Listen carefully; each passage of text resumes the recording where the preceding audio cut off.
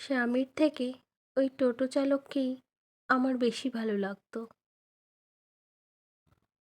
2 মাসের বাচ্চা রেখে ওই টোটো চালকের সাথে আমি পালিয়ে গিয়েছিলাম। বাসা থেকে পালানোর সময় হাতে পায়ের গয়নাসহ 3-4 লক্ষ টাকা সঙ্গে নিয়ে গিয়েছিলাম। আমার বেশ ভালোই কাটছিল দিনগুলো। তার 2-3 মাস পর হলো আসল সমস্যা। আমি যত টাকা পয়সা গয়নাগাটি নিয়ে গিয়েছিলাম সব শেষ। আমার প্রেমিকও টোটো চালানো ছেড়ে দিয়েছে। কি করব কিছুই বুঝতে পারছিলাম না। ঠিক তার 2 দিন পর আমার নতুন স্বামী নিখোঁজ নিখোঁজ হয়ে যায়।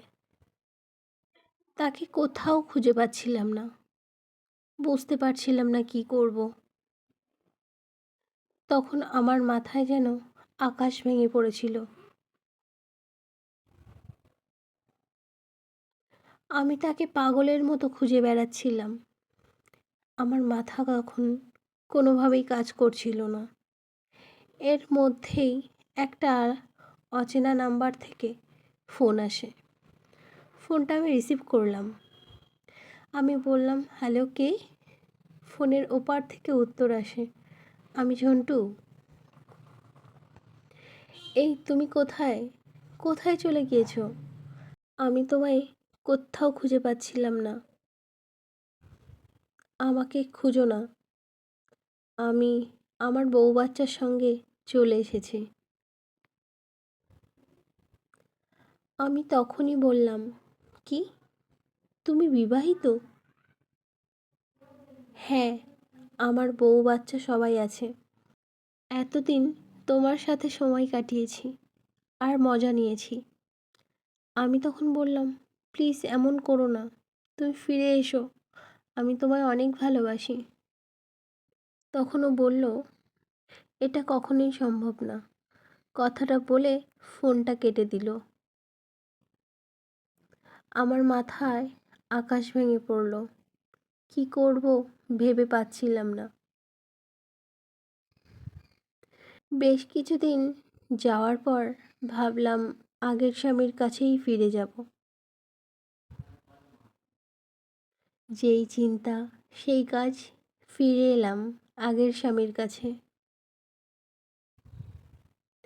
এসে দেখছি আমার সন্তানকে কাজের মেয়ে রেহানা সামলাচ্ছে,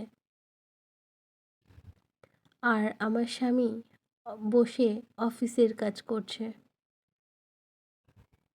স্বামীকে বললাম, আমি ফিরে এসেছি, আমায় ক্ষমা করে দাও প্লিজ। ও আমায় বলল, ক্ষমা চাওয়ার কিছু নেই। কি জন্য এসেছো আমার কাছে বলো তো?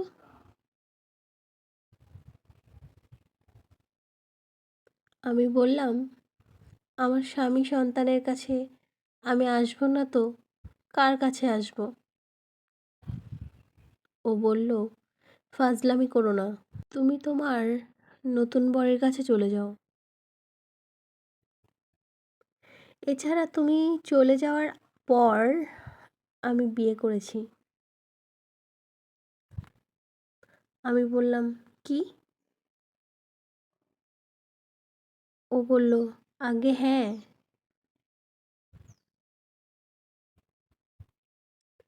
আমি বললাম, তাহলে আমার সন্তানকে আমাকে দিয়ে দাও, আমি চলে যাচ্ছি।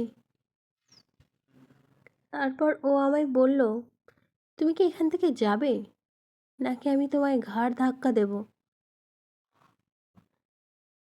আমি বললাম, আমার সন্তান না দিলে আমি এখান থেকে যাব না। সঙ্গে সঙ্গে ও আমায় ঘাড় ধরে বের করে দিল। আরও বলতে থাকে, লজ্জাহীন মহিলা, কোনোদিনও আমার চোখের সামনে আসবে না, তোমার মুখটাও আমি দেখতে চাই না। সত্যি মানুষের ইদানিং এত পরকীয়ায় জড়িয়ে পড়েছে। সবাই সাবধানে থাকুন, সুস্থ থাকুন। আপনার একটি ভুল সব কিছু এক নিমিষে শেষ করে দিতে পারে। ভিডিওটির সাথে আমার জীবনের কোনো মিল নেই। ভিডিওটি ভালো লাগলে লাইক, শেয়ার, কমেন্ট করে দেবেন আর সাবস্ক্রাইব করে দিয়ে পাশে থাকবেন। ভিডিওটি শেষ অবধি দেখার জন্য আপনাদের অসংখ্য ধন্যবাদ।